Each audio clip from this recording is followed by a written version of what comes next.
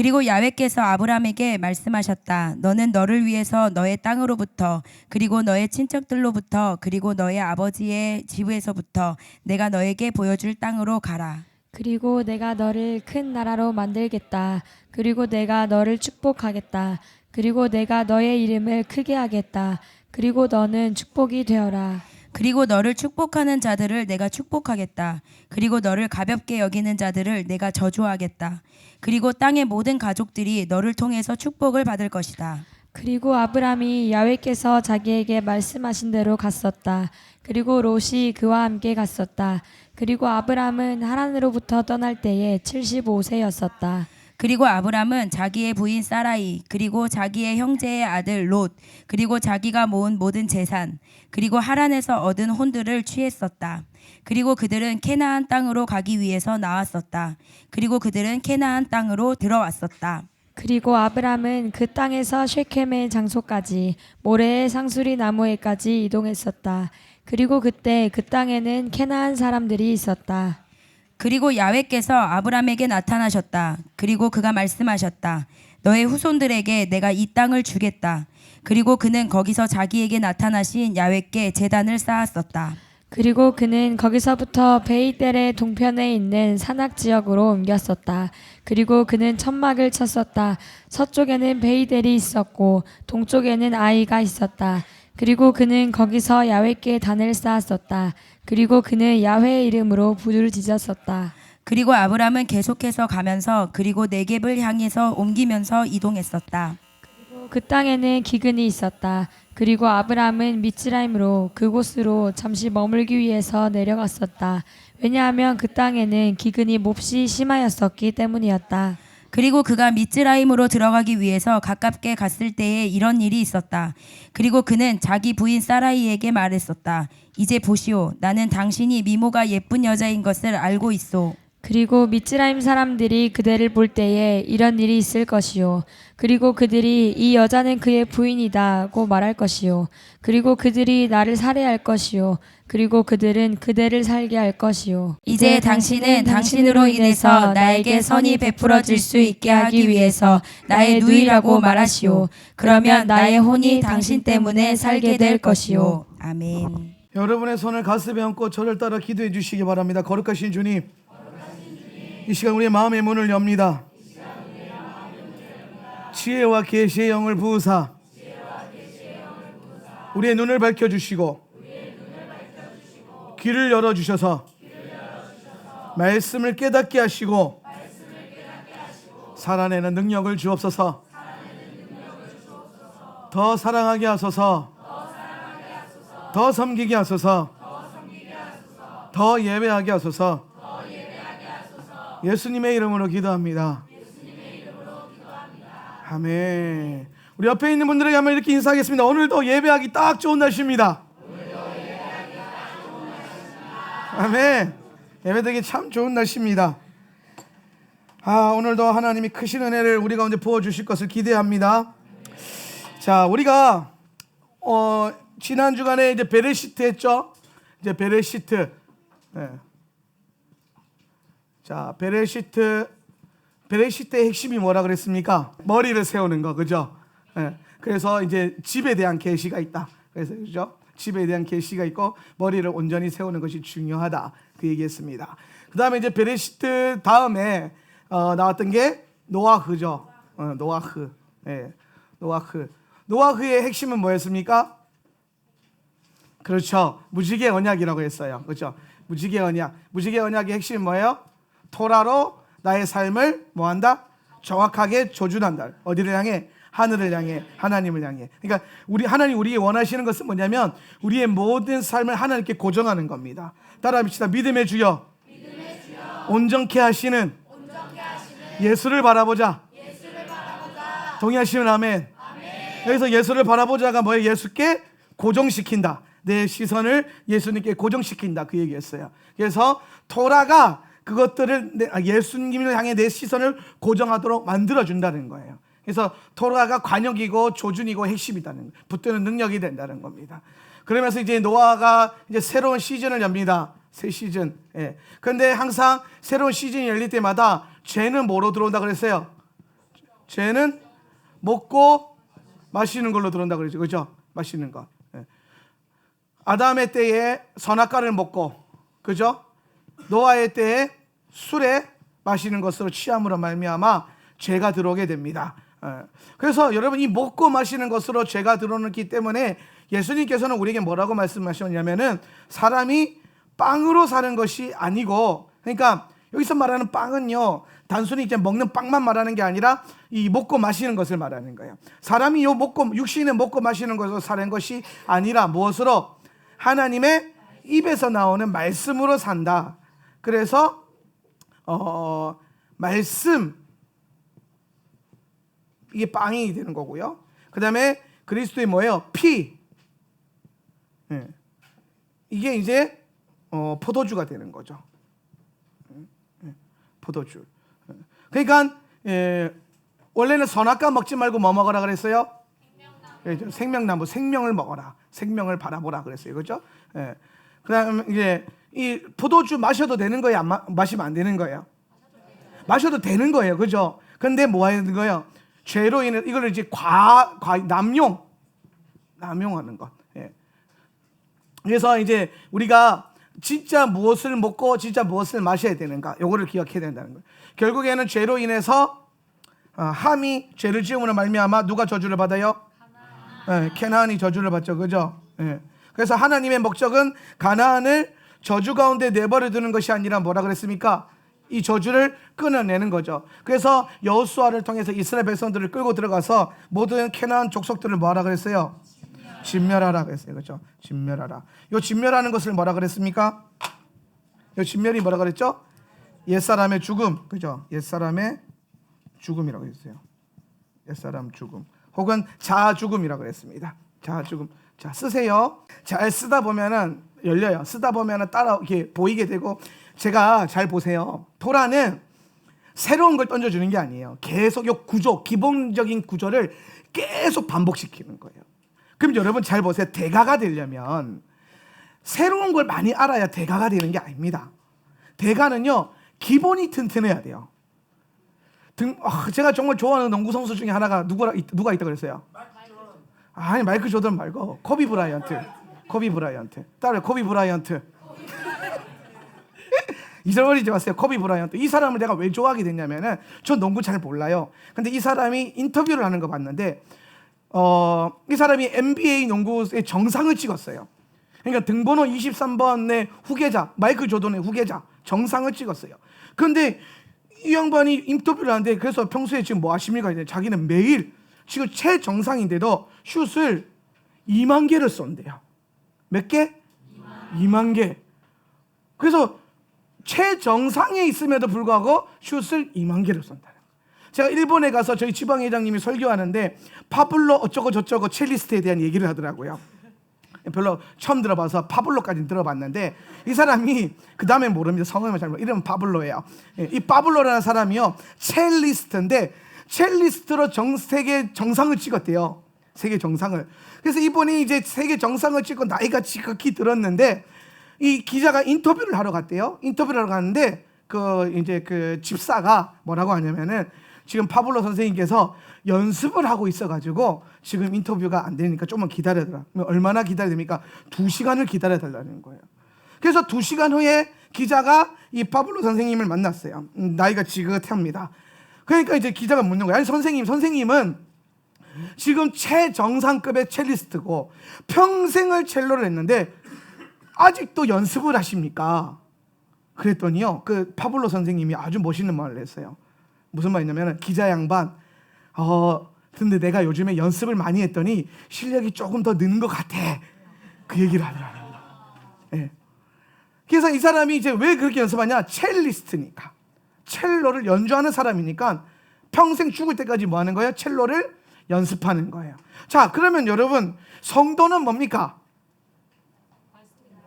성도는 뭐 하는 삶은 성도의 부르심이 어디에 있습니까? 근데 여러분 성도의 궁극적 목적, 성교는 교회의 목적이고 성도의 궁극적 목적은 따라합시다. 예수 닮는 거. 동의하십니까? 기도 많이 하고 말씀 많이 보고 해서 결국에 뭐 닮는 거? 인생의 삶의 한 자락이라도 더 예수를 닮아가는 거. 동의하시면 아멘. 그러면 여러분, 우리가 이 예수를 닮아가는 데 있어서 나이가 많이 들었고 내가 이제 교회에서 장로고 권사고 혹은 원로 목사고 라고 해서 이 예수님 닮는 게 끝나냐? 아니라는 거예요. 성도의 부르심은 장로이기 전에, 권사이기 전에, 목사이기 전에 뭐라? 성도고 신자입니다. 신자의 부르심은 예수를 죽을 때까지 닮는 겁니다. 그래서 우리는, 저와 여러분이 평생 다뤄야 될 것은 뭐냐? 예수를 죽을 때까지 닮는 거. 예수님을 향해서 네 시선을 고정한 것을 끝까지 포기하지 않는 거. 그게 저와 여러분의 궁극적 부르심인 것을 잊지 마시길 바랍니다. 여러분, 믿음의 주에 온전케 하시는 예수를 바라볼 때 죽을 때까지 바라봅시다. 끝까지 바라봅시다. 포기하지 말고 바라보시길 바랍니다. 우리 자녀들 예배자 만들고 하나님 사람 만드는 거 하루아침에 되면요 다 하죠. 모아놓고 예배만 드리면 저절로 된다면 다 하겠죠. 그런데 많은 사람들이 전세대 예배 뭣도 모르고 시작했다가 다 접습니다. 왜? 이게 아들이 생각만큼 말을 안 들어먹어요. 예. 몇 년을 했는데도 잘 안 돼요. 우리 엄마 아빠들이요, 저는 우리 그 초등학교 한 3학년 4학년 정도 키웠으면은 애 키우는 데는 좀 대가가 된 줄 알았어요. 그런데 그 부모님들이 만나면 무슨 얘기 하느냐? 도대체 아를 어떻게 키워야 될지 모르겠다라는 거예요. 근데 여러분, 그 애가 20대 30대가 됐잖아요. 그러면은 여러분 나이가 이제 좀 지긋할 거 아닙니까? 그러면 여러분끼리 또 모이면 무슨 얘기 할 것 같습니까? 이 아를 또 어떻게 키워야 될지 모르겠다는 거예요. 내 새끼는 30대가 되고 40대가 돼도 내 새끼죠, 그죠? 그런데 그때가 돼도 얘를 어떻게 키워야 될지 모르겠다라는 거예요. 그러니까 우리가 가질 수 있는 가장 중요한 가르침은 뭐냐? 따라합시다. 포기하지 말고 끝까지 간다. 아멘. 우리가 같이 애들이랑 예배 드리는 게 쉬워요? 어려워요? 불편해요. 때로는 막 혼란스럽기도 하고, 애들이 가끔 미쳐가지고 막 나대기 시작하면은 예배 분위기가 완전 흐려져요. 그러면은 여러분은 앉아서 그냥 듣기만 하고 어떻게든 집중하는데 나는 또 가르쳐야 되는 사람이잖아요. 그래서 여러분 그거 아시죠? 저는 모든 설교를 즉흥적으로 하나님 깨닫게 해주는 거, 물론 이제 설교 준비 다 해놨지만은 감동 주셔서 풀어주시는 만큼만 가르치는데, 그럼 아들 앞에서 막 하고 막 앉아있고 막 그러면은 정신이 뭐 혼란스러워지니까 말씀이 꼬이고 말이 꼬이고 막, 그러면 화가 나요. 그건 또 화내면 돼요, 안 돼요? 안 되잖아요. 화내면 이게 다음 세대의 희망이라 그랬고 화내면 돼요. 희망한테. 희망은 잘해줘야 돼요. 물론 이제 제가 가르치는 거, 여러분 제가 애들한테 화내는 게 아니에요. 가르치는 거지. 내가 막 야! 이렇게 하는 게 화내는 게 아니에요. 가르치는 거지. 저는 절대로 화 안 냅니다. 부드러운 사람이에요. 이렇게 부드러운 남자 봤어요? 믿음이 좋습니다. 그래서 제가 요즘에 깨닫는 건 뭐냐면 끝까지 포기만 안 하면 된다. 애 가리키는 거, 내가 예수님 사람 되는 거, 여러분 자신을 한번 또 돌아보세요. 어느 날 성령 충만 받아가지고 이제 좀 예수님 좀 닮아가는가 보다, 이제 좀 성도 같다 싶었는데 또 환경이 어려워지면은 흔들리는 내 믿음 보면서 낭망하지 않습니까? 절망하지 않습니까? 그러면서 난 내 믿음이 요것밖에 안 된다. 내가 그렇게 기도를 그렇게 열심히 했는데, 토라를 그렇게 열심히 배웠는데 아직도 요거 저 정도 수준밖에 안 되는구나 하면서 막 낭망하지 않습니까? 안 해요? 저는 맨날 그래요. 저는 토라를 가르치는 사람이고, 나름 성경 많이 보고, 나름 기도 많이 하고, 예배에 생명 드리고, 열방을 다니면서 말씀을 가르치고 주의 일을 하는데도 불구하고 내 자신을 바라볼 때마다 넘어질 때가 많고 무너질 때가 많고, 내 연약함을 만날 때마다 내 안에 그 어떤 확신들이 막 흔들릴 때가 있어요. 교회를 향한 확신이 흔들릴 때가 있어요. 하나님 나라에 대한 확신이 흔들릴 때가 있어요. 그런데 그때마다 제가 끝까지 했던 건 뭐냐? 그래도 괜찮아, 포기하지 말자. 예수님이 포기 안 했으면 포기 안 한다. 내 영혼도 예수님이 포기 안 했으니까 포기하지 않고, 이 아이들도, 이 교회 공동체도 주님이 포기하지 않았으니까 포기 안 한다. 끝까지 간다. 그러면 돼요. 끝까지 가면 돼요. 그런데 포기하면 아무것도 안 돼요. 여러분, 말씀 배우고 이해하는 거 분명히 2주 전에 가르쳤고 지난주에 가르쳤는데 모르잖아요. 포기 안 하면 돼요. 혹시 압니까? 내년에 여러분이 막 갑자기 천재가 돼가지고 베레시트 가면 두두두두둑 나오고 막 노아크 가면 두두두두둑 나오게 될지 뭐 그러지 모르잖아요. 근데 뭐 물론 10년이 지나도 또 베레시트가 뭡니까 했을 때 이러고 있을 수 있어요. 괜찮아요. 보기만 안 하면 됩니다. 그러면 언젠가 열매는 맺게 돼 있다라는 거예요. 제가 이번에 일본에 갔을 때요, 그 중림 오솔길이라는 데 갔어요. 중림 오솔길에 갔는데 거기에 뭐가 있냐면 제주도에 정말 보기 힘든 거 있어요. 그게 뭐냐? 왕대밭이에요. 왕대밭 혹시 아십니까? 왕대나무. 주용기 목사님께서 늘 귀에 못이 박히게 하신 말씀이 왕대밭에 왕대 난다고. 그게 말이 뭐냐면은 왕대나무가 있는 곳에는요 작은 대나무가 못 나요. 왕대나무들만 나요. 왕대나무들만. 근데 그거 아세요 여러분? 왕대나무, 왕대가 그 제가 알기로는 딱 심으면은 싹을 펴요. 싹 피고 수년 동안 안 자라요. 그러면은 이거 왜 안 자라나? 왕대가 맞나? 그 나중에 포기할 때쯤에 갑자기 막 자라요. 1년에 막 몇 메다씩, 한 달에 몇 메다씩. 아침에 자고 일어나면 갑자기 이만해져 있어요. 뻥을 조금 가미했어요. 물론 주의 종이 거짓말하면 안 되는데 극적 효과를 위해서 조금 가미했다고 칩시다. 하루아침에 이만해지고 이러시는. 금방 이렇게 자라요. 1년 안쪽에 20m, 30m 큰데요. 그러면 여러분, 수년 동안 안 자라던 게 갑자기 이렇게 크는 이유가 뭐냐? 수년 동안 안 자란 게 아니에요. 뭐가 자란 거예요? 뿌리가 깊게 자란 거예요. 뿌리가 견고해지니까 뭐예요? 몸체가 커지는 거예요. 여러분, 신앙도 마찬가지예요. 이걸 왜 이렇게 안 자라나? 성경을 이렇게 가르쳤는데 이렇게 안 자라나? 이렇게 많이 두드려 팼는데 안 자라나? 안 자라는 게 아니에요. 안에서 뭐가? 영이 뿌리를 내려가 그냥 막 이래서 그 영이 어느 순간 뿌리가 다 내려지면은 그 다음에 갑자기 할렐루야. 갑자기 여러분, 저는 상상해요. 야가 어느 날 갑자기 앞에 앉아가지고 기타 메고 서가지고 우리 옆에 있는 분에게 인사합시다. 하나님의 사랑. 예배를 인도하고 얘들이 갑자기 저기서 막 악기를 연주하고 막 여기 있는 아들이 막 갑자기 막 안수하고 돌아다니고 막. 지금은요 안 보여요. 가망이 없어요. 지금은 될까 싶어요. 근데 된다니까요. 왜? 계속 말씀 먹이고 기도 먹이면 겉모습은 막 계속 지금 이러고 있는 것 같지만은 영이 어느 정도 뿌리 내리면 그때부터 아들 변하는 거, 자라는 거 시간 문제입니다. 청출어람이라고 있어요. 뭐냐면 제자가 스승보다 낫다. 항상 다음 세대가 더 견고해지고 더 커집니다. 이스라엘 백성들이 실패했던 가장 근본적인 이유는 뭐냐면 자기들 때에만 이 신앙을 잘 지키고 세대 전수를 못했어요. 여호수아 때에만 강한 믿음의 군사였는데 그게 사사시대에는 못 내려갔어요. 요시야 때에는 종교개혁을 강하게 했는데 요시야 아들은 제대로 못 가르쳤어요. 그래서 여러분, 우리가 품어야 될 가장 중요한 비전은 뭐냐? 교회 많이 모였잖아요. 이게 중요한 게 아니에요. 지금 막 자리가 없어서 막 뒤에 막 굴러다니고 계신데 이게 중요한 게 아니에요.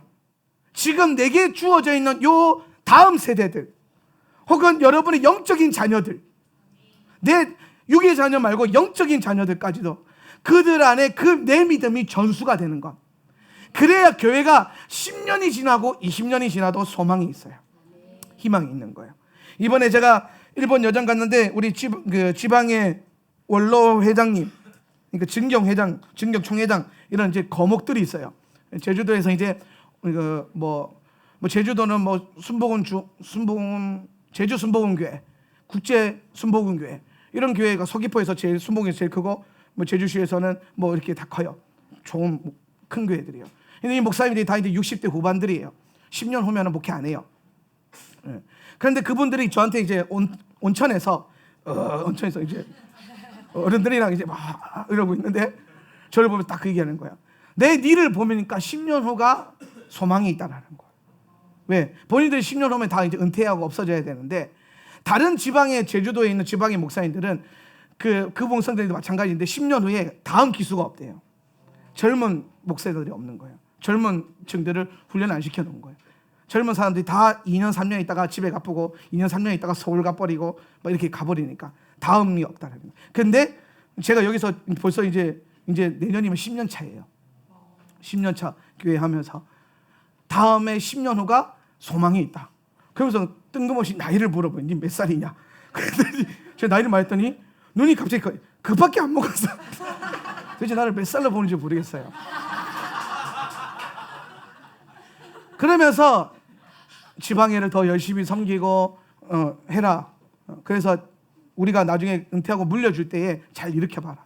이때를 위해서 제가 기다린 거예요. 제 꿈이 뭐죠? 총회장 하는 거예요. 기아성 총회장 하는 겁니다. 저를 총회로 보내주십시오.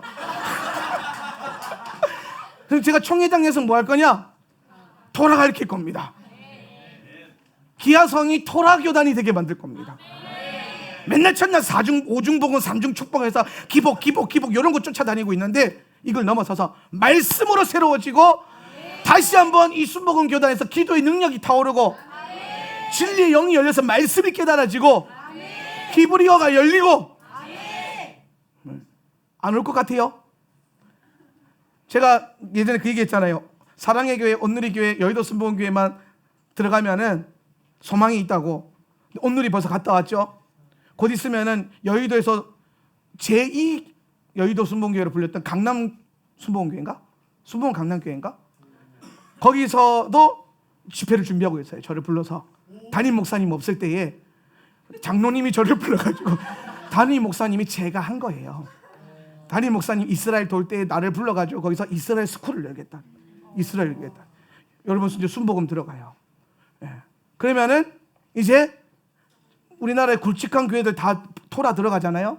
그러면 거기서 영향받아서 내려오는 수많은 산하교회들 토라 내려갑니다. 그래서 토라만 내려가면 토라만 견고해지면 한국교회 소망이 생깁니다. 말씀이 회복되어질 때에 여러분 요시야가 종교개혁할 때에 뭘로 종교개혁했어요? 기도 아닙니다. 성령사역 아니었어요. 찬양사역도 아니었습니다. 뭐였습니까? 토라를 말씀을 청소하다가 발견해가지고 교회 청소하다가 여러분 따라해요. 교회 청소만 잘해도 붕은 온다. 아니 hilkiah가 청소 진짜 안 했었나 봐요. 그러다가 청소하는 예배당 청소하다가 뭘 발견했어요? 토라를 스크롤을 발견했는데 이게 뭐지 하고 꺼냈을 거란 말이야. 몸이 훅 불면서 근데 딱 틀어서 읽어보는데 베레시트 바라 엘로힘 막 그랬을 거 아니에요. 근데 막 눈물이 막 줄줄줄 나는 거예요. 막 하나님 영이 감동이 돼가지고 그래서 막 울면서 누구한테 갖다 줍니까? 왕한테 갖다 주는 거예요. 요시야가 또르르 이게 뭔데 울면서 오냐 그래서 근데 자기도 막 같이 울고 제사장이랑 끌어안고 눈물 콧물 흘리면서 우리 이대로 살아보자. 말씀대로 다시 한번 이 나라를 일으키자. 그래서 요시야 때에 종교 개혁이 일어나고 그 나라 전체적인 영적인 육적인 부흥이 일어나는 거예요. 할렐루야. 한국교회 성령의 때도 왔었고 기도하는 산기도하면서 기도원 막 일으켰던 기도의 부흥도 왔었는데 한 가지 안 온 게 있는데 그게 뭐냐? 말씀의 부흥이에요. 말씀을 통해서 뒤집어지는 역사가 일어나야 돼요. 그래서 여러분 그때에 여러분들이 주목되어지길 바랍니다. 반드시 사람들이 물을 거예요. 그래서 그 토라가 열린 교회가 어떻게 사는데? 라고 했을 때 여러분의 변화된 삶, 변화된 영혼, 말씀을 향한 열정, 공동체를 향한 사랑과 희생과 섬김. 그 누군가 우리 교회 문을 열고 왔을 때 여기에 초대교회가 있구나. 여기에 예수님이 그토록 꿈꿨던 교회가 있구나.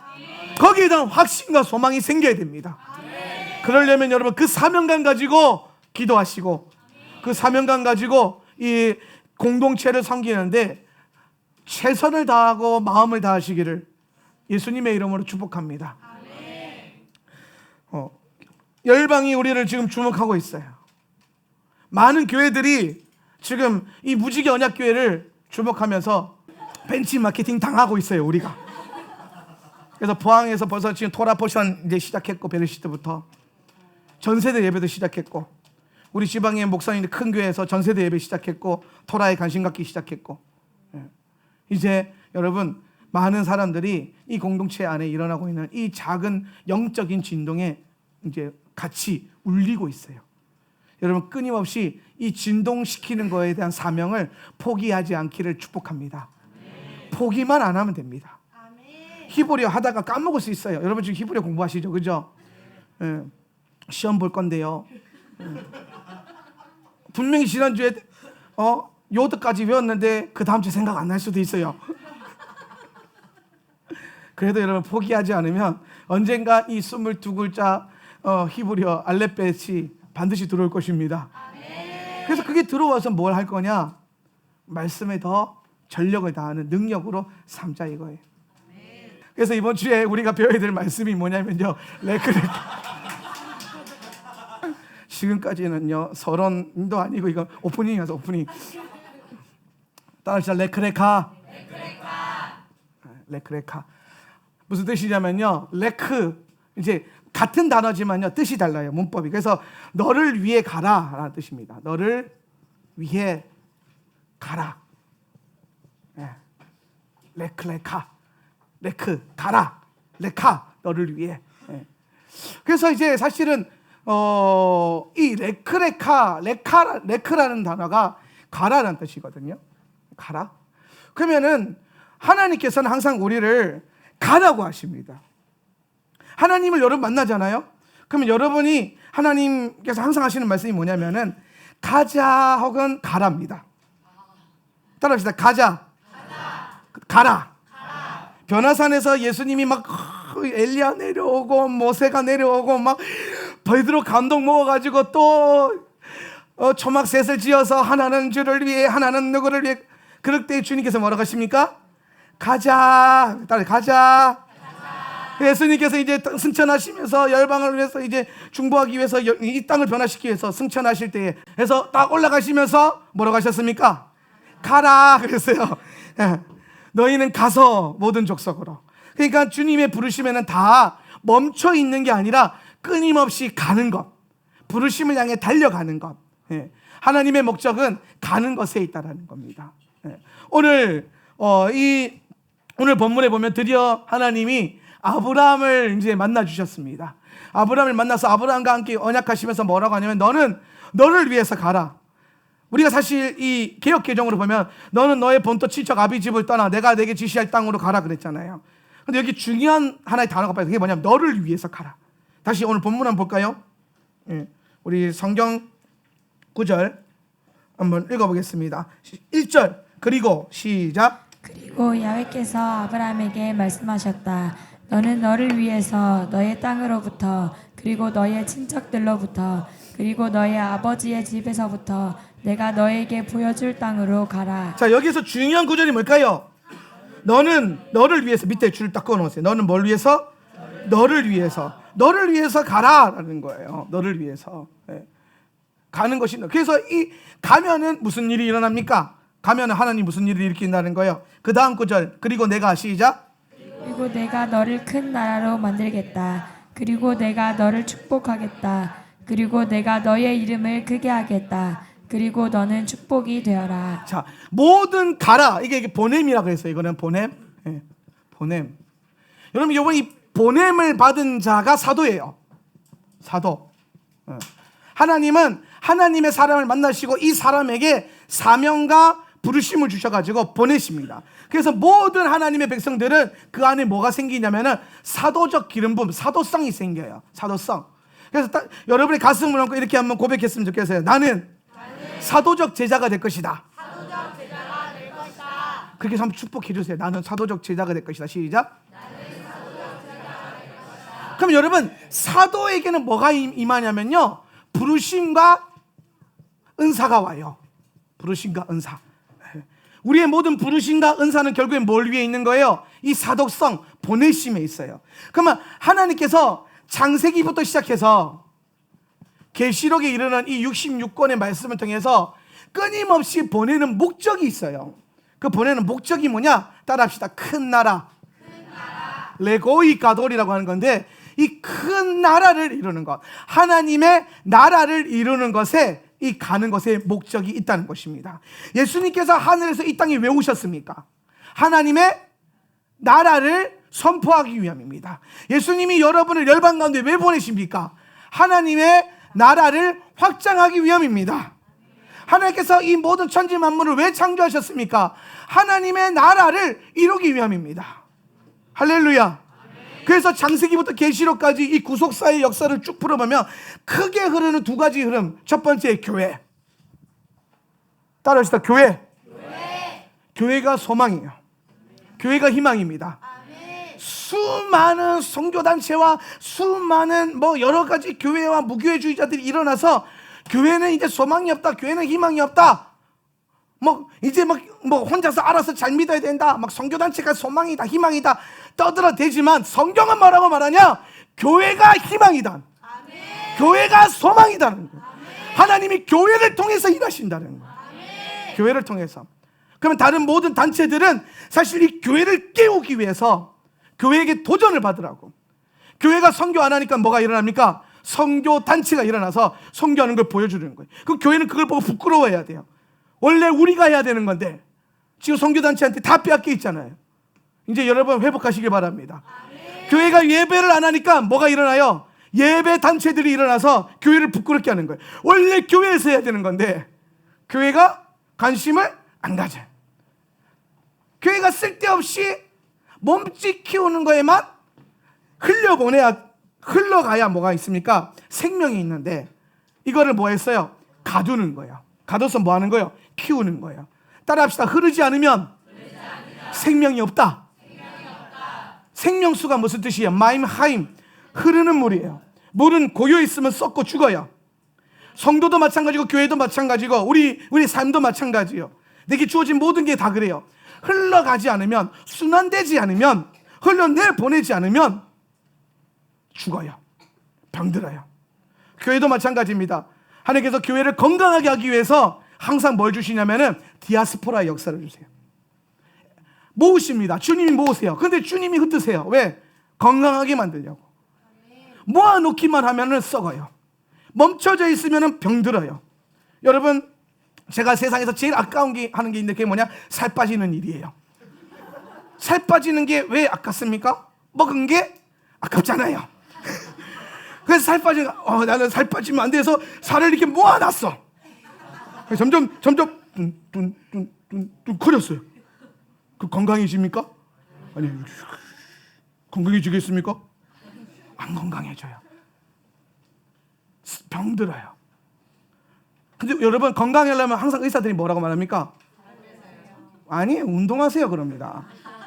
운동하세요 그러잖아요. 운동하면 무슨 일이 일어나요? 살이 빠지는 게 아니고요, 내 안에 있는 뭔가가 흘러나와요. 땀이 흘러나오고, 눈물이 흘러나오고, 침물이 흘러나오고, 콧물이 흘러나오고. 여러분, 운동 진짜 안 하다가 빡세게 하면 막 기침하면서 나와요 다. 그러면서 뭔가 내 안에 계속 뭐예요? 들어와 있던 게 들어왔다가 나가고, 들어왔다가 나가고, 이게 계속 돌아요. 그래서 우리 심장도 건강할 땐 뭘 잘해요? 빨아들였다가 내보냈다가, 빨아들였다가 내보냈다가. 그죠? 피가 들어왔다가 나갔다가, 들어왔다가 나갔다가. 요걸 잘 해야 돼. 혈액순환이 잘 돼야 뭐가 돼요? 사람이 건강해져요. 그러니까 항상 모든 걸 하는 순환기 시스템이에요. 하나님이 이 땅을 피조세계를 만드실 때에도 깨끗한 곳은 항상 흘러요. 물이 흘러요. 그런데 어디 한 곳에 물이 고여있다. 그러면 냄새가 나고 썩어요. 교회도 마찬가지입니다. 하나님의 영이 계속 흘러올 때에 성도들은 그걸 받아서 계속 밖으로 내보내야 돼요. 여러분의 세상을 섬기든지 열방을 섬기든지 전도를 하든지 선교를 하든지, 우리끼리 좋다 이러고 있으면 병들어요. 이 교회 예배가 참 좋다, 모이기에 좋다, 모였는데 안 흩어지면 병들어요. 나가서 섬겨야 돼요.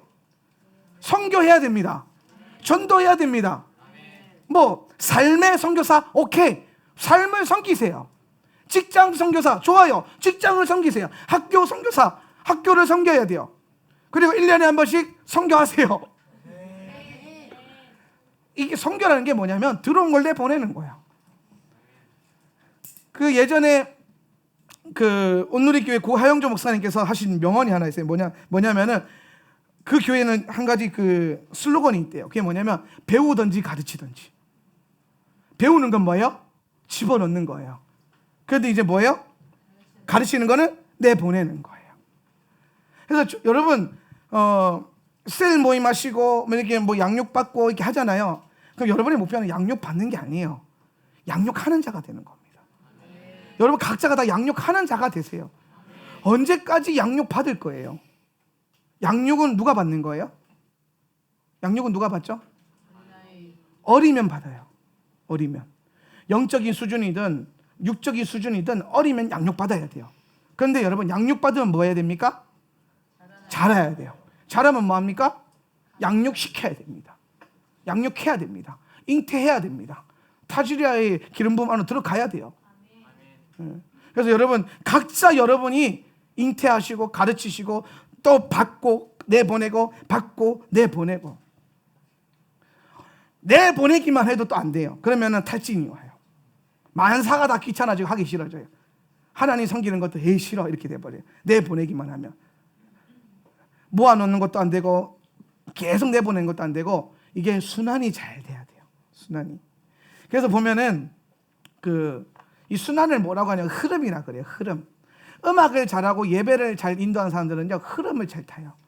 운동을 잘하는 사람들도요 운동의 기술이 좋은 게 아니라 흐름이 좋아요. 운동에는 흐름이 있거든요. 그래서 보면은 우리가 운동할 때 대결할 때 보면은 이기기 위해서 전략적으로 흐름을 딱 끊어요. 우리 편이 막 갑자기 막 지고 있다 그러면은 갑자기 작전 다 하면서 뭐 흐름을 딱 끊어줘요. 그러면은 흐름이 때로는 넘어오잖아요. 그 흐름을 타야 돼요. 흐름. 교회도요 흐름을 잘 타야 돼요. 하나님이 막 보내주시면 빨리 훈련시켜가지고 막 내보내야 돼. 여러분 훈련받고 나가세요. 할렐루야. 훈련받아가지고 열방을 섬기든지 뭐 주변을 섬기든지 이웃을 섬기든지 선교를 나가든지 전도를 나가든지. 우리 청년들이 지금 이제 밖에 나가서 노방전도 한다고 좀 준비하고 있어요. 예. 다른 우리 셀들도 분발하셔가지고 이제 받은 은혜를 자꾸 전하는 일에 내보내는 일에. 그리고 특별히 우리 교회 내년에 선교 준비하고 있는 거 거기에 전심전력해가지고 한번 내보내보세요. 그러면 여러분 건강하는 게 느껴져요. 내보내면 하나님을 향한 갈망이 더 커져요. 선교 한번 나갔다 오면은 하나님을 향한 그 뜨거움이 더 올라와요. 반드시 올라옵니다. 은혜 받는 게 좋은데요. 난 여기서 제주도가 이렇게 교회 이렇게 다니는 게 참 좋은데요. 아닙니다. 나가면요 더 좋아져요. 더 뜨거워져요. 그래서 하나님이 모든 보내는 것의 목적은 뭐냐면은 큰 나라를 이루는 겁니다. 예수님 참 특징이 하나 있어요. 그게 뭐냐면 사람들이 많이 모으면요 쫓아내는 데 선수입니다. 분명히 오병이었대. 많이 모였잖아요. 근데 그 많이 모였으면 이제 적당하게 야 너희가 이제 내 말 잘 따라다니면 구원받고 축복받고 막 나라가 오고 이렇게 설교하시면 사람들이 막 할렐루야 아멘 그러면서 더 많이 모일 텐데 그쯤에 갑자기 산상수훈을 설교해요. 그랬더니 사람들이 뭐예요? 훅 들어왔다가 12명 빼고 다 나가요. 훅 나갑니다. 그랬더니 예수님이 12명에 대한 확신도 별로 없었나 봐요. 12명한테 뭐라고 묻냐면은 너희도 갈 거냐? 너희들 갈 거냐고 했더니 12명이 믿음이 좋았어요. 따라합시다. 우리 리더들과 우리 여러분 앞으로 이제 그 제자훈련 시켜야 되니까 따라합시다. 12명만 잘 건사하자. 이게 G12 이런 거 아니고요. 성경의 원리. 여러분 한 사람이 12명만 잘 건사해도 하나님 나라가 확장됩니다. 많은 사람한테 복음 전하고 많은 사람 변화시키는 것도 중요하지만은 12명만 제대로 예수 제자 만들어놔도 그 12명이 12명을 낳고 이거는 G12인데 그죠? 12명을 낳고 12명이 아무튼 그래요. 그래서 예수님이 12명 딱 남았을 때 너희들 갈 거냐 그때 그 제자들이 뭐라고 하냐면 생명의 말씀이 여기 있사온데 내가 어디로 가오리까? 멋지지 않습니까? 힘들고 어렵고 여러분 생각해 보세요. 제자들 입장에 한번 대 보세요. 12명이 맨날 쫄래쫄래 따라다니다가 어느 날 예수님이 설교 안 파는데 대박 나가지고 5,000명이 모였어요. 5,000명만 모였어요? 남자만 5,000명이에요. 교회에 남자가 많아요? 여자가 많아요? 여자가 훨씬 많잖아요. 그럼 2배만 딱 쳐줬을 때 15,000명이에요. 15,000명. 갑자기 12명에서 15,000명. 폭발적 부흥. 교회 역사상 그런 부흥이 없어요. 그럼 그 12명이요 얼마나 좋았을까요? 드디어 예수님이, 드디어 하나님 나라가, 우리 교회가 커졌다. 그런데 예수님이 갑자기요 오른뺨을 맞으면 왼뺨을 들려대라. 누가 속옷을 달라면 겉옷까지 벗어서 줘라. 오리를 가자면 십리를 가져라. 가난한 자가 복이 있고 마음이 애통하는 자가 복이 있고 온유한 자가 복이 있고 막 그렇게 복을 선포해 주는데 내가 원하는 복이 아니야. 사람들이 원하는 삶이 아니에요. 그랬더니 물밀듯이 빠져나가요. 15,000명이 왔다가 듣고 있다 보니 여기가 내가 있어야 될 자리가 아닌가 봐. 그래서 다 나갔어요. 다 떠났어요. 그걸 볼 때에 그 12명의 마음이 또 어땠을까요? 여러분 우리가 막 우리 교회 한 1년 전 2년 전만 했을 때에도 10명 15명밖에 안 됐어요. 근데 갑자기 이렇게 많아졌잖아요. 그런데 그 다음 주에 갑자기 그 10명 빼고 다 같이 막 단합해가지고 확 빠져나가 보세요. 그 남은 10명의 마음이 어떨까요? 예수님의 마음은 어땠을까요?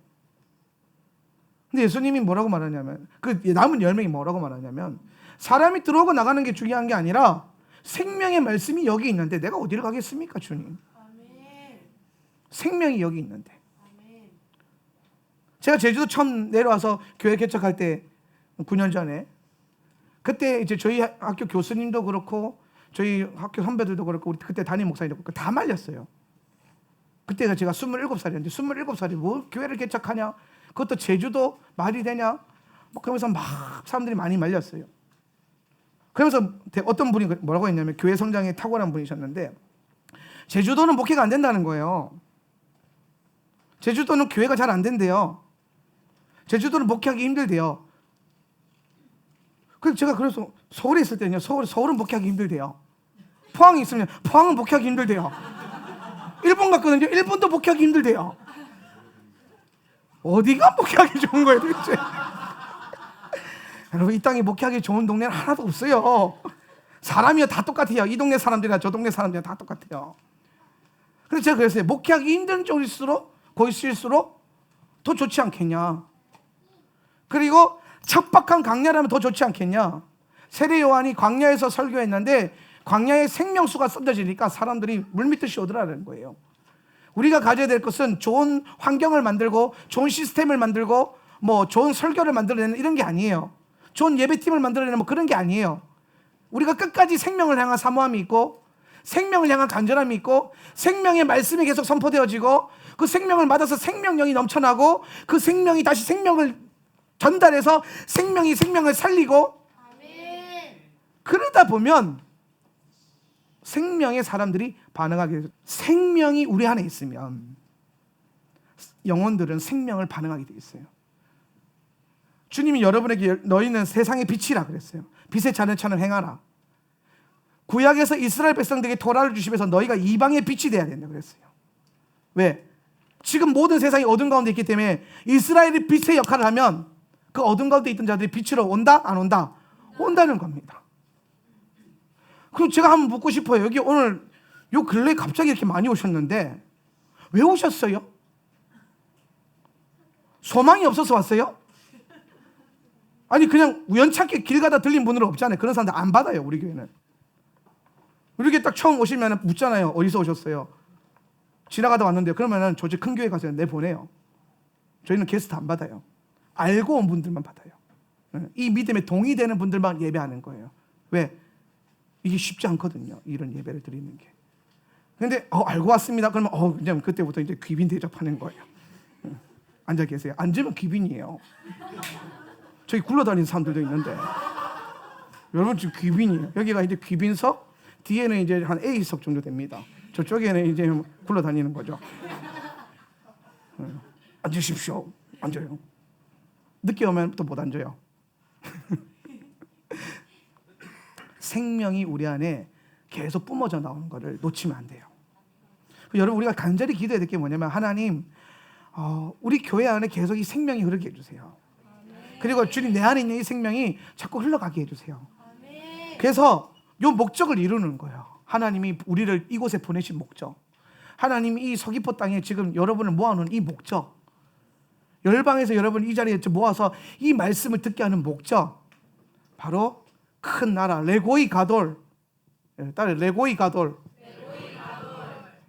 가돌은요, 큰 레고이는 나라라는 거예요. 레고 나라.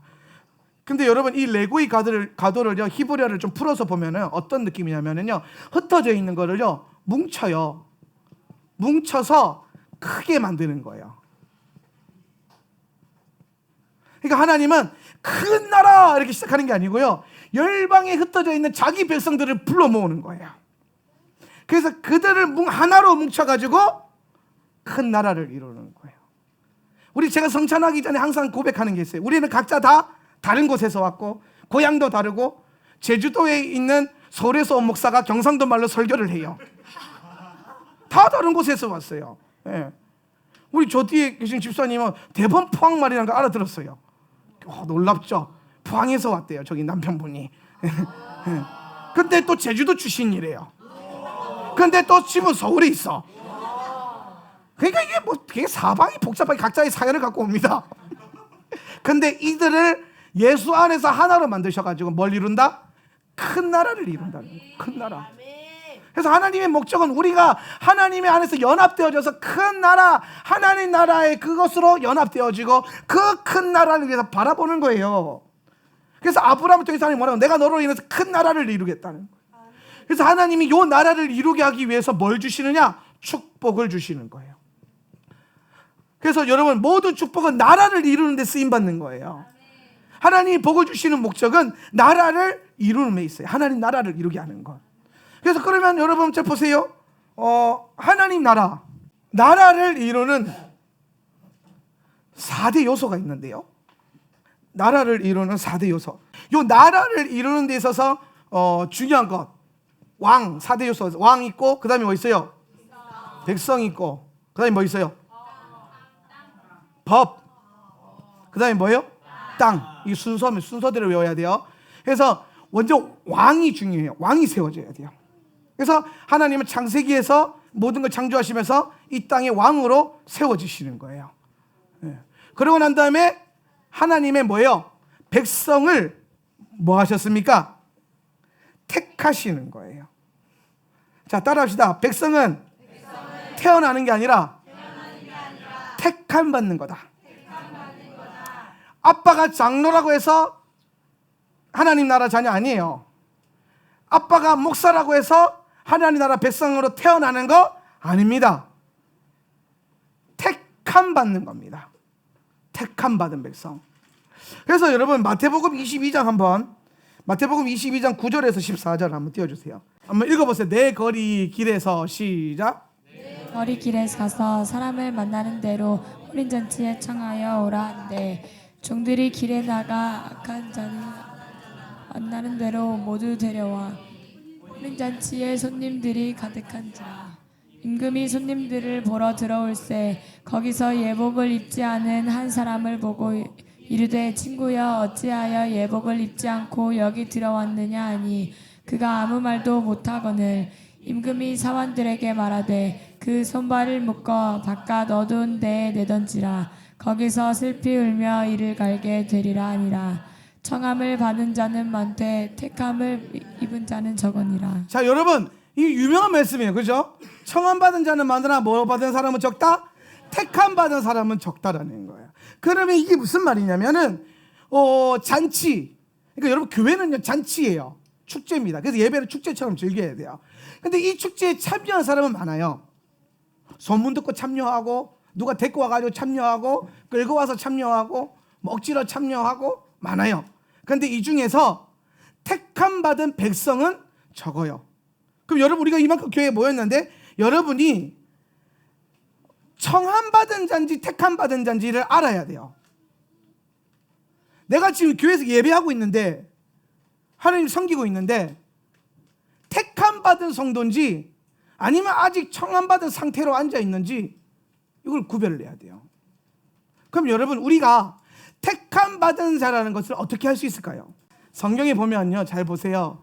11절 임금이 시작. 임금이 손님들을 보러 들어올세 거기서 예복을 입지 않은 한 사람을 보고 그 다음 22절 이르되 친구여 어찌하여 예복을 입지 않고 여기 들어왔느냐 하니 13절 임금이 사원들에게 말하되 그 손발을 묶어 바깥 어두운 데에 내던지라 거기서 슬피 울며 이를 갈게 되리라 하니라. 자, 택함 받은 자는 어떤 특징이 있어요?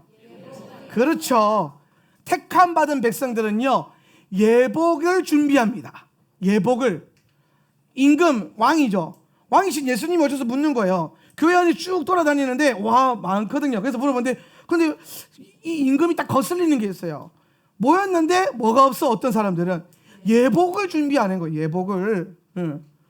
그래서 참 보면 여러분 웃긴 게, 왕이 손님 없다고 길 가는 사람 아무나 좀 데리고 오라 그랬잖아요. 쥐가 데리고 오라 그래가지고 데리고 왔는데 예복 없다고 또 묶어서 내던지라 그러잖아요. 예. 그래서 사실 이제 그걸 풀려면 좀 더 길게 가야 되니까, 아무튼 그래서 이 택함 받은 자와 청함 받은 자를 예수님이 딱 나누면서 뭐라고 말하냐면, 그래서 택함 받은 자들은 뭐에 대한 열정이 있느냐? 예복을 향한 열정이 있다는 거예요. 예복을 준비한다. 그럼 여러분, 이 예복이 뭘 말할까요? 예복은 누가 입어요? 예복 누가 입어요? 예복 언제 입어요? 결혼할 때 입죠, 그죠? 예, 잔치할 때, 축제할 때, 그럴 때 입는 거 예복이에요. 그럼 여러분, 교회 성도들의 가장 중요한 궁극적 정체성이 뭐예요? 예수님의 신부죠, 그죠? 그러면 예수님의 신부로서 나는 항상 뭐에 대한 준비가 있어야 돼요? 예복을 준비해야 돼요. 그걸 뭐라고 하냐면은 신부단장이라고 그래요. 이 예복을 준비하는 신앙을 뭐라고 하냐면 신부단장이에요. 그러면은 내가 택함 받은 백성인가를 어떻게 할 수 있냐면, 이 신부단장에 내 마음이 쏠려 있으면, 이 예복을 준비하는데 내 마음이 쏠려 있으면 나는 택함 받은 자예요. 예복이 준비되어 있으니까. 근데 예복과 상관없이 뭐 예수님 믿으면 복을 주신다니까, 사업이 잘 풀린다니까, 예수님 믿으면 뭐가 좀 된다니까, 예수님 뭐 안 믿으면 좀 불안하고 믿으면 좀 그래도 좀 낫고 뭐 마음에 편안함은 없고 막 그러니까 교회나라도 한번 다녀볼까? 점집은 좀 그렇고 절가는 좀 높게 있고 교회는 엘리베이터가 있으니까 엘리베이터를 타볼까? 뭐 각자 다양한 목적을 가지고 교회를 와요. 근데 문제는 그 와서 그 임금 앞에 딱 서가지고 자기 정체성을 깨달아야 돼요. 아, 내가 저 임금을 위해서 그 준비되어야 되는. 여러분, 아무리 길 가는 사람에게 데리고 와서 초청 받았다 하더라도, 그래서 내가 지금 누구를 만나러 가는데 했더니 이 사람이 끌고 간 사람이 왕을 만나러 갈 거야. 여러분, 갑자기 대통령이 와가지고, 어떤 사람들이 와가지고 잠깐 어디 귀빈이 보자입니다. 누가요? 대통령이 보자입니다. 그러면 여러분, 그런데 그날 내가 앞에 슈퍼에 물건 사러 가기 때문에 딸이 끌고 그 주린이 입고 이렇게 나왔어요. 그럼 그 상태로 가장 대통령 만나러 갑시다. 갈 사람 있습니까? 어떻게 할까요? 잠깐만 기다려, 집에 가서 옷 좀 갈아입고 올게요. 왕을 만나러 간다는, 왕을 마주했으면요, 뭐부터 확인해야 되냐면 내 예복과 내 상태를 확인을 해야 돼요. 영적인 상태. 그래서 뭐예요? 바꿔야 돼요. 변화되는 거예요. 그런데 지금 여기 청함받은 사람들 중에서 택함 받기 위해서 애쓰는 사람이 없는 거야. 택함 받은 자들은 그거에 대한 뭐가 있어요? 촉이 있는 거예요. 신부의 정체성에 대한 촉이 살아나는 거예요. 그래서 내 안에 계속 이 주님의 신부로서 마지막 때를 준비하고 하고자 하는 그 마음이 계속 부어지고 있으면 여러분 택함 받은 자예요. 네. 그런데 난 그거 관심 없다.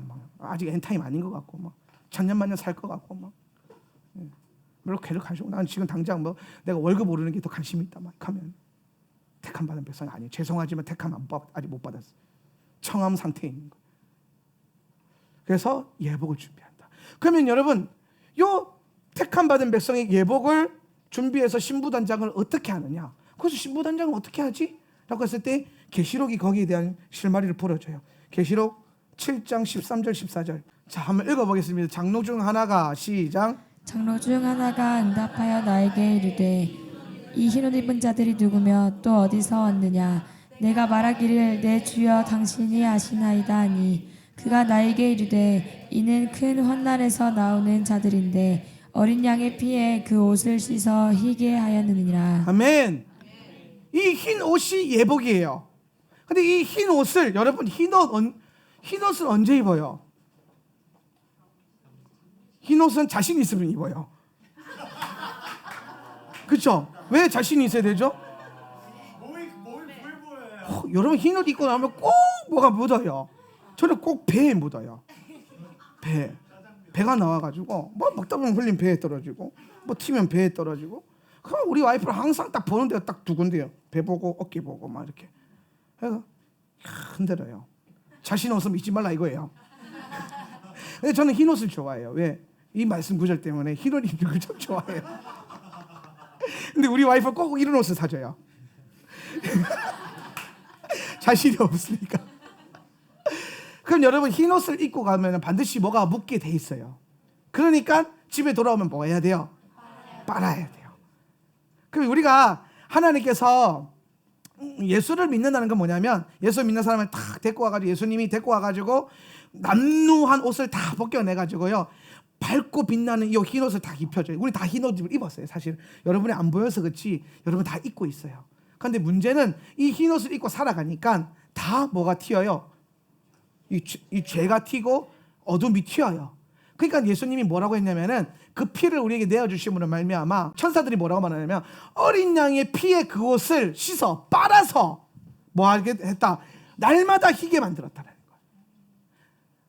예수 믿는다고 해서 흰 옷을 입었을 때 자신감과 능력이 생기는 게 아니라 이 말입니다. 예수님 믿는다고 해서 이게 들튀는 게 아니라 이 말입니다. 아무리 거룩하게 살고 싶어도 이 땅이요 논두렁 같아요. 논두렁이 뭐냐? 여러분 흰옷을 입고 빼꾸드를 신고요 논두렁을 잘 지나가 보세요. 그래서 논두렁 지나갈 때 정말 조심스럽게 이렇게 지나가잖아요. 뭐 닿으면 안 되니까 막 이렇게 지나가요. 그래서 다 됐다 하고 보면 꼭 튀어 있어요. 흙탕물이 튀어 있어요. 이게 세상이에요. 아무리 조심스럽게 걸어 다녀도 아무리 거룩하게 살려고 애써도 타락한 세상 속에서는요 우리 안에 이 더러움이 묻을 수밖에 없어요. 내 의지와 상관없이. 그렇기 때문에 주님이 뭘 내어주셨냐면 그 옷을 날마다 빨아서 입을 수 있는 그리스도의 보혈, 그 피. 그래서 제가 우리 예배 인도자들에게 항상 하는 말, 모든 예배 때는 보혈 찬양이 들어가야 된다. 항상 시작점에 보혈 찬양을 불러라. 왜? 일단은 빨고 시작하자 이 말입니다. 주님 앞에 모였으니까, 왕 앞에 모였으니까 뭐 해야 된다? 예복을 입었을 뿐만 아니라 이걸 깨끗하게 입어야 될 거 아닙니까? 예복도요 여러분 여기요 때깔이 달라요.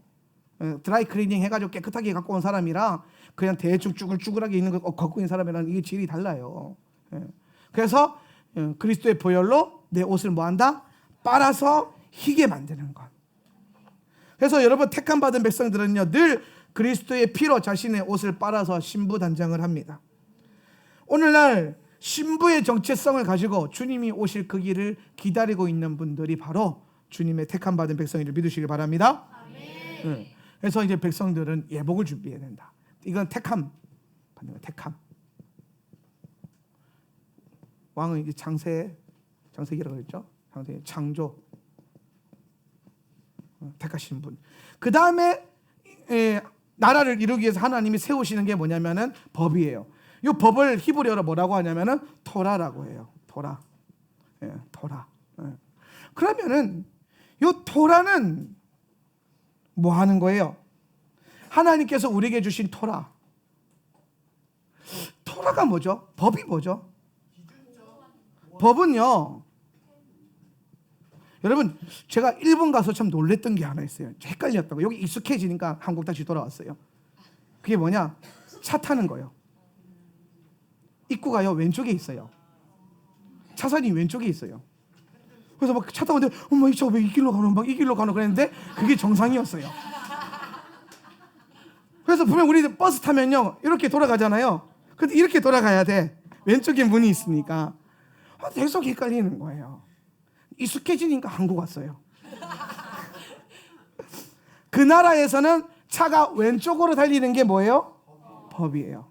그렇게 사는 게 뭐예요? 법이에요. 그게 라이프 스타일이에요. 그런데 우리나라 왔을 때도 내가 여러분 우리나라 예를 들어서 일본 사람이 우리나라 왔어요. 나는 일본 사람이니까 그래가지고 왼쪽으로 차 몰고 가면 어떻게 돼요? 큰 사고 나요.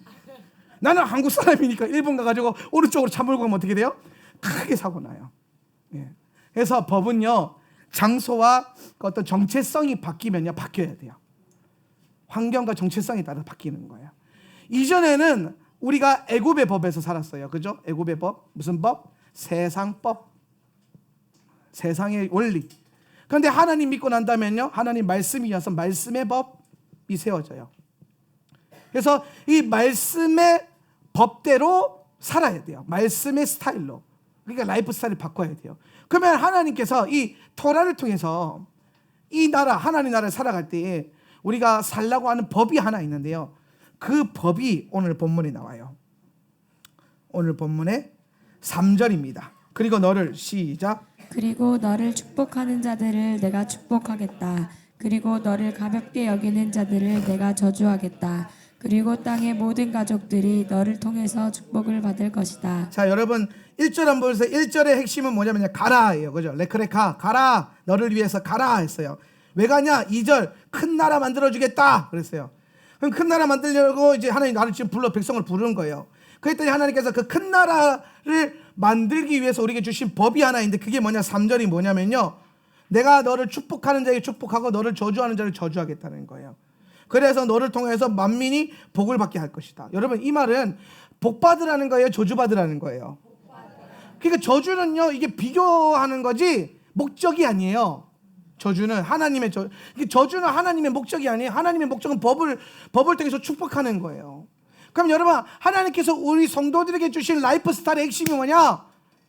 성도들은 우리는 죄성과 죄악과 이 땅에 살다 보니까 뭐의 촉이 세워져 있냐면요 정죄의 촉이 세워져 있어요. 정죄. 자꾸 죄의 저주를 끄집어내요. 죄의 저주를 꼬집어요. 물론 여러분 그게 그리스도 안에서 우리가 회개되어지고 깨끗하게 되는 거 맞아요. 그런데 정죄가 사람을 살리는 거 본 적 있는 분? 내가 막 쏘아 붙였더니 갑자기 성령 받아가지고 막 하나의 능력이 임해가지고 막 그 사람이 변화된 적이 있는 분? 없잖아요. 제가 근데 놀라운 경험이 하나 있어요. 어떤 부흥회를 갔는데 어떤 남자가 있었는데 그 남자 집사님한테 이제 탁 앉아서 예언을 해줬어요. 예언을 해줬는데 근데 하나님 무슨 예언을 주시냐면은 하나님 이 아들을 너무나 사랑하고 너무나 축복하시고 그래서 막 이 아들을 너무 거룩하게 하시고 능력 있게 하셔가지고 막 지금 너무 그래서 하나님이 칭찬을 맡겨요. 내가 너를 너무 좋아하고 기뻐하고 너는 거룩한 자고 네가 그렇게 거룩하게 살려고 애쓰고 있다는 걸 내가 알고 있다. 막 그래서 축복을 막 부어주는 거. 그런데 주변의 사람들이 느낌이 쎄한 거예요. 주변 사람들이 알고 봤더니 이 양반이 소문난 술꾼에 소문난 담배꾼에 소문난 교회 말썽쟁이였던 거예요. 그러니까 담임 목사님이 그런 예언을 받을 사람이 아닌데 근데 제 전도사 시절인데 전사님이라서 좀 그런가? 여러분이 좀 떨어지나? 그런데 제가 몇 주 안 지나고 그분한테 통화를 받는데 뭐라고 하냐면은 세상의 전도사님 그 집사가 바뀌었다는 거예요. 바뀌었다. 그래서 제가 그게 집회를 2번 3번 갔는데 갔더니 뭐라고 말하냐면 그날 하나님이 자기를 막 축복하는데요. 너무 부끄러웠대요. 그렇게 못 살고 있는데 근데 하나님이 나는 담배도 피고 술도 마시고 맨날 예배 띵가 먹고 그렇게 살고 있는데 하나님이 내가 너를 사랑한다. 너는 거룩하다. 너는 존귀하다. 귀한 내 새끼다. 막 이렇게 해주니까 마음에 막 감동이 온 거야. 그랬더니 이 사람이 뭐냐? 그 축복대로 내가 살겠다. 술 끊고 담배 끊고 예배 안 띵가 먹고. 근데 만약 하나님이 네가 왜 술 처먹었지 어제? 담배 끊자고 담배 피웠지 막 그러고 하나님 막 쏟아부었으면 어떻게 됐을까요? 네, 주님 나는 원래 그런 놈입니다. 소망이 없어. 그러지 않았겠습니까? 그런데 그 양반이요 변화가 됐어요. 여러분 성도에게 하나님 주시는 법은요, 따라합시다. 축복의 법. 축복의 능력. 옆에 있는 분들에게 한번 축복해줘요. 하나님이 당신을 복되게 하실 것입니다.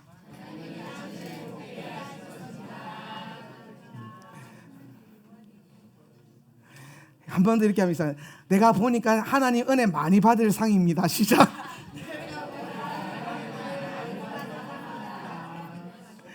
또 이랬더니 또 나중에 뭐 목사가 상이 어쩌고 저쩌고 그랬다고 막 시비 걸지 마세요. 예. 우리가 이렇게 축복을 계속 하다 보면요, 이 축복이 능력이 돼요. 하나님은 성도에게 정죄를 능력으로 주지 않았어요. 정죄는요, 선악과 열매거든요. 선악과 때문에 그 선악과 열매 내가 따먹어가지고 그 근성이 있는 거예요. 이건 선하고 이건 악하고, 야는 착한 사람, 야는 나쁜 사람, 이걸 자꾸 내가 가져간단 말이에요. 근데 하나님 그거 하지 말라는 거예요. 그 기준을 나한테 주고 너는 축복해주고 사랑하고 섬겨라. 이게 성도의 법입니다. 토라의 법이에요. 하나님 분명히 말합니다. 너를 저주하는 자를 내가 저주하겠다. 근데 이게 목적이 아니라는 거예요. 그 다음에 뭐냐? 그리고 땅의 모든 가족들이 너를 통해 복을 받을 것이다. 이게 하나님 목적이에요. 너를 통해 열방의 모든 교회들이, 열방의 모든 하나님 백성들이 복을 얻어야 된다. 그러면 이제 우리는 뭐 해야 돼요? 축복하러 다녀야 돼요. 여러분 땅 밟기도요, 막 부셔주세요, 깨주세요, 막 절감 무너져라, 막 안 무너집니다. 그렇게 해서 축복하세요. 하나님 이 땅을 축복합니다. 제가 일본에 가서 걸으면서 계속 축복해서 일본 땅을 축복합니다. 그때 버스 타고 우리 목사님이 저한테 기도 인도할 타이밍을 줘가지고 잘못하신 거죠. 막 버스 안에서 주여 부르고 막 하나님 이 땅을 축복하시고 하나님의 사람이 일어날지어다 그러면서 막 그랬더니 목사님들이 놀래가지고 그 다음 목사님 나와서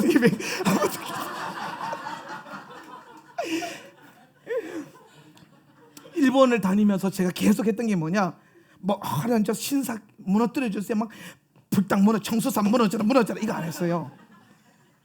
하나님 이 땅을 축복해 주시고 이 땅의 교회를 복되게 하시고 그 교회를 섬기는 주의 종들을 복되게 하시고 하나님의 사람들을 복되게 하시고 지도자들을 복되게 하시고. 천황의 동생이 예수를 믿는데요. 네, 아시나요? 네. 천황의 천황은 그 무슨 정치적 세력에서 믿을 뻔했다 못 믿었다 그러더라고요. 근데 그 일가족의 몇 명이 또 예수를 믿는데요. 캐톨릭인가요? 근데 혹시? 아니요, 그냥 기독교예요. 네. 그러니까 제가 그 얘기를 듣고 축복해줘야 되겠다. 그러니까 여러분 성도에게 주어진 권세는요, 축복의 권세지 정죄의 권세가 아니에요. 저도 여러분을 정죄하지 않고 축복하기로 결단합니다. 네 죄성을 바라보지 않고 네 안에 있는 하나님의 형상을 바라볼 것이다. 야가 언젠가 커서 기타를 메고 예배 인도할 때 내가 그날에 울고 불고 콧물 흘리고 침물까지 다 흘릴 겁니다. 지금은 가망 없어 보이나 포기하지 않으면 된다. 아니 잘할 거예요. 우리 애들 보면은 제가 이 나이 때 이렇게 예수 못 믿었어요. 제가 이 나이 때 애들 이만큼 못했어요. 저 이 나이 때 남녀호랭개교 했어요. 맨날 천단 남녀호랭개가 이것만 하고 있었어요. 나는 진수 나이 때 저렇게 성경 몰랐어요. 이 저 나이 때 이 중3이가? 중2? 저 나이 때 남녀호랭개 하고 있었어요. 내가 내년에 예수 믿었어요. 중3 때. 근데 중3 때 예수 믿고 고2 때까지 맨날 교회 농구만 하러 다녔어요. 송태섭 하면서 막. 키 작으면 다 송태섭이에요. 그런데 여러분 그러다가 고2 때 성령 받고 주의 종으로 헌신하고 이렇게 살아가면서 사역을 감당하고 있는데, 그 우리 아이들 이 나이 때부터 지금 예수 믿고 찬양하고 예배하고 우리 애들도 지금 막 특송 준비하고 있거든요. 그거 아세요? 얘네가요 특송할 겁니다. 밴드를 만들어 가지고요. 나는 이 나이 때 그렇게 예배 못했어요. 그러니까 얘네가 소망이. 여러분 어릴 때 이럴 때 이렇게 했습니까? 못했잖아요. 이 아들이 한테 소망이 있어요. 3대 확신 얻기 전까지 죽지 마세요. 그래서 우리 성도에게 주어진 법은 축복의 법이다. 정죄의 법은 없다. 그래서 늘 축복하다 보면서 하나님이 우리에게 보여주시는 게 뭐냐? 땅에 대한 소망. 그러니까 여기서는요, 이 땅은 뭘 말하냐면 나라를 말하는 거예요. 그래서 계시록에서는 이 땅은요, 그냥 땅이라 하지 않고 새 하늘과 새 땅이라 그랬어요. 새 하늘과 새 땅. 아브라함에게 하나님이 언약을 하실 때 참 놀라운 게 하나 있는데, 그게 뭐냐면 하나님이 분명히 내가 너에게 뭐 땅을 주겠다, 자손을 주겠다 그랬잖아요. 근데 아브라함은 죽기 전까지 그걸 못 받아요. 그래서 아브라함은 계속 뭘만 하고 다니냐면요, 아브라함이 죽기 전까지 얻었던 건 딱 하나밖에 없어요. 막벨라 굴. 그 외에는 계속 뭐만 하고 다니면은 내가 보여줄 땅으로 가라 그러잖아요. 그래서 땅만 보고 다닙니다. 땅만 보러 다녀요. 땅을 사지를 못했어요. 굴 하나 겨우 사고 얻지를 못했어요. 자식도 하나밖에 못 낳았어요. 보러 다녔어요. 그런데 여러분, 아브라함이 봤던 게요, 하나님 나라가 돼요. 이스라엘이 돼요. 아브라함은 주겠다 그래요. 아마 아브라함의 90쯤 넘어갔을 때는 포기했을 거예요. 주신다 하더니 안 주시네. 그런데 100세에 얻은 아들을 보고 놀라운 믿음의 원리를 하나 깨달아요. 그게 뭐냐? 바라봤는데 생겼어요. 따라서 바라보면 생긴다. 이게 믿음의 원리인데요. 이게 히브리서 11장에서 뭐라고 하냐면 믿음은 바라는 것의 실상이요, 보이지 않는 것들의 증거다. 이 말이 뭐냐? 아브라함을 보게 하신 게요, 이게 하나님 언약을 안 들어준 게 아니라 아브라함을 통해서 믿음의 원리를 가르쳐 주는 거예요. 네가 봄 이게 다 네 백성이 될 거고, 네 나라가 될 거고, 그리고 이게 다 나의 나라가 될 것이다. 그래서 하나님은 뭐라고 하면 보여줄 땅으로 가라. 보여주신다는 거예요. 그러면 그게 내 것이 된다는 거예요. 그럼 성경 보면은 땅에 대한 걸 다시 좀 보면요, 보는 것이 소유가 돼요. 그래서 히브리서 11장 한번 보시다. 히브리서 11장 1절에서 8절인데요. 히브리서 11장 1절에서 8절. 이게 히브리서 11장은 믿음장이라고 불리는 아주 유명한 장인데, 여기에 보면 좀 중요한 게 있어요. 1절, 2절 한번 읽어보세요. 1절, 2절만 시작. 믿음은 바라는 것들의 실상이요 보이지 않는 것들의 증거니 선진들이 이로써 증거를 얻었느니라. 아멘. 잘 보세요. 믿음은 바라는 것의 실상, 그러니까 바라보는 것이 실상이 돼서 오는 것이고, 보이지 않는 것들이 때로는 증거가 된다는 거예요. 그러면서 선진들이 이게 증거가 됐다는 거예요. 그러면 그 선진들이 누구냐? 3절에 보니까 믿음으로 모든 세계가 하나님의 말씀으로 지어진 줄 우리가 아나니 보이는 것은 나타나는 것으로 말미암아 된 것이 아니라는 거예요. 보이는 것은 나타나는 것이 아니라는 거예요. 지금 내가 하나님 나라를 보지만 나타나 있는 것으로 하나님 나라가 보이는 게 아니라는 거예요. 그래서 4절에 믿음으로 아벨은 가인보다 더 나은 제사를 하나님께 드림으로 의로운 자라는 증거를 얻었으니 하나님이 그 예물에 대해 증언하십니다. 그가 죽었으나 그는 믿음으로서 지금도 말한다. 5절 믿음으로 에녹은 죽음을 보지 않고 옮겨졌다. 6절 믿음이 없이는 하나님을 기쁘시게 못한다. 7절 믿음으로 노아는 아직 보이지 않는 일에 경고하심을 받아 경외함으로 방주를 준비하여 집에 구원을 이루었다. 8절 믿음으로 아브라함은 부르심을 받을 때에 순종하여 장래 유업을 받을 땅에 나아갈새 갈 바를 알지 못하고 나아갔다. 보이는 것을 보고 믿은 게 아니라는 거예요.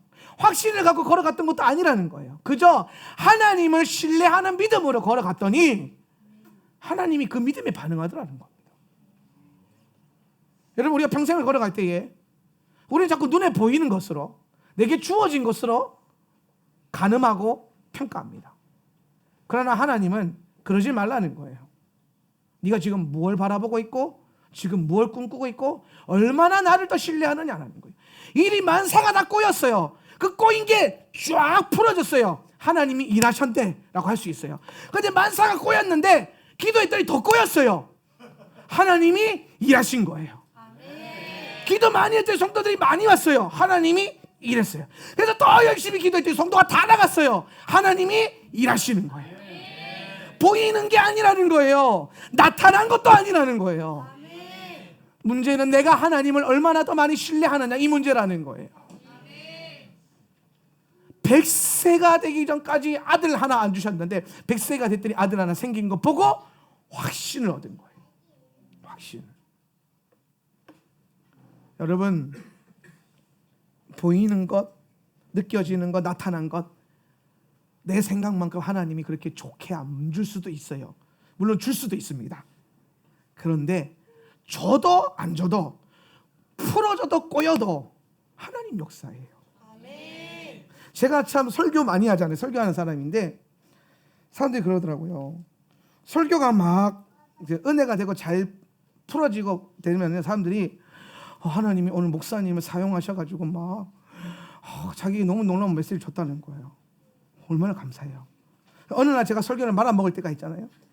그러면요, 하나님이 목사님을 막 말아먹게 하셔가지고 안 들리게 했다고 한 사람 하나도 없어요.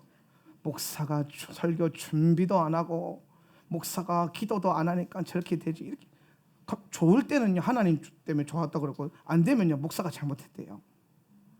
제가 거기에 대한 스트레스가 조금 있었어요, 옛날에. 그래서 항상 좋은 설교해야 되고 설교 잘해야 되고 막 그런, 나중엔 공황장애까지 왔어요. 그래서 막 너무 두려운 거예요, 막 설교단에 서는 게. 그러다가 하나님이 그 마음을 주는 거예요. 잘 풀어줘도, 설교가 잘 흘러나와도 내가 한 일이고, 설교가 중간에 턱턱 막히고 막 무슨 말 하는지 하도 못 알아먹어도 내가 한 것이라는 거예요. 왜? 하나님만 바라보고 썼으니까. 하나님 역사가요, 좋은 것만 하나님 역사 아니에요. 여러분이 이렇게 많이 모여서 예배드리고 있으니까 제가 참 마음이 감개무량하고 되게 좋아요. 이번 샤bat 때 자리 좁아서 옮겼더니 그 자리도 좁은 거 보고 참 기분이 좋았어요. 그런데 그렇지 않고 텅텅 비어 있어도 똑같이 좋아야 돼요. 하나님 역사니까. 근데 그게 쉽지는 않아요. 그래서 우리는 오늘도 그 믿음, 그 신뢰감 달라고 기도하는 거예요. 말씀을 정리하겠습니다. 하나님은 우리를 보내셔서 당신의 왕되심을 이루고 백성으로 택하시고 예복을 준비하게 하시고 법을 주셔가지고, 무슨 법? 축복의 법을 주셔가지고 하나님의 나라, 그 땅을 바라보게 하십니다.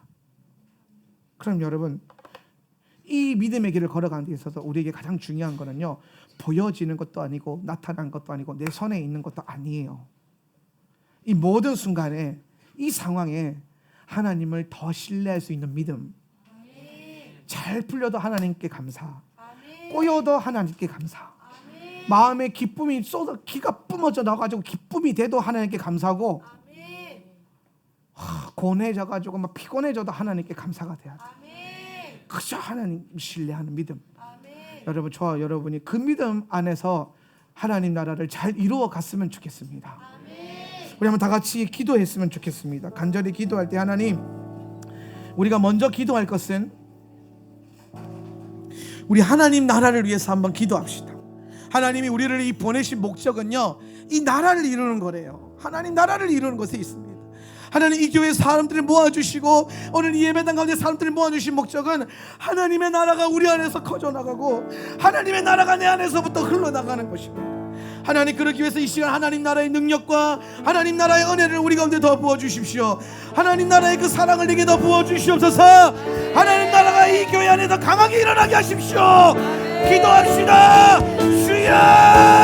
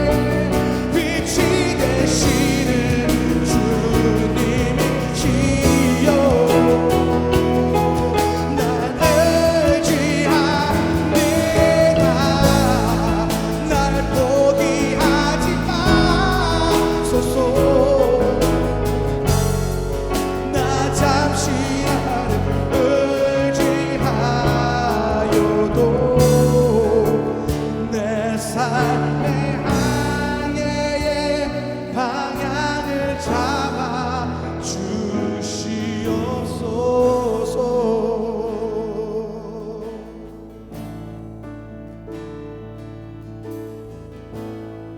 주 나를 놓지 마소서. 이 깊고 넓은 바다에 홀로 내 삶의 항해에 빛이 되시는 주님이시여. 난 의지합니다. 날 포기하지 마소서. 나 잠시 나를 의지하여도 내 삶의 항해의 방향을 잡아 주시옵소서.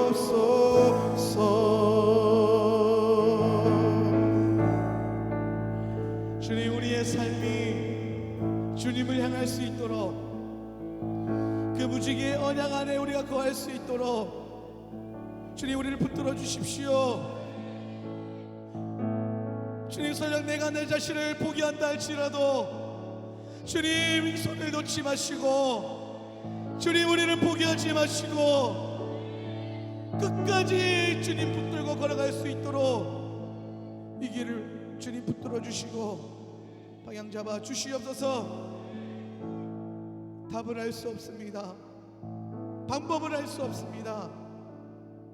때문에 우리가 온전히 주님만을 의지합니다. 내 안에 오직 예수님만 넘쳐나게 하여 주시옵소서. 예수님만 바라보게 하여 주시옵소서. 예수님의 이름으로 감사하며 기도하옵나이다. 아멘. 우리 하나님께 영광의 박수로 나갑시다.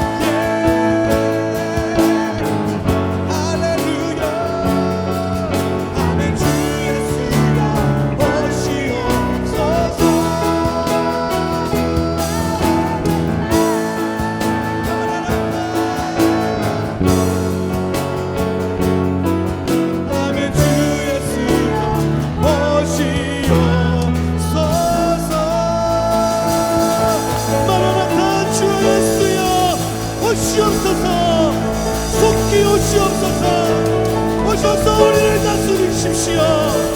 할렐루야. 마라나타 주님 오시옵소서.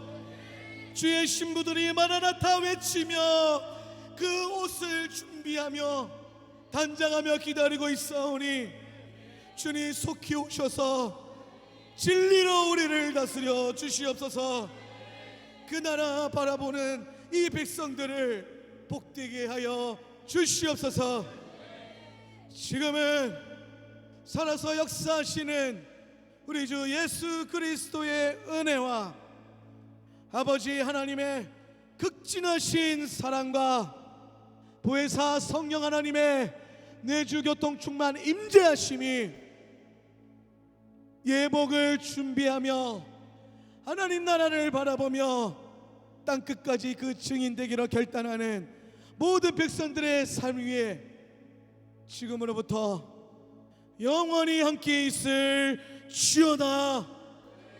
아멘.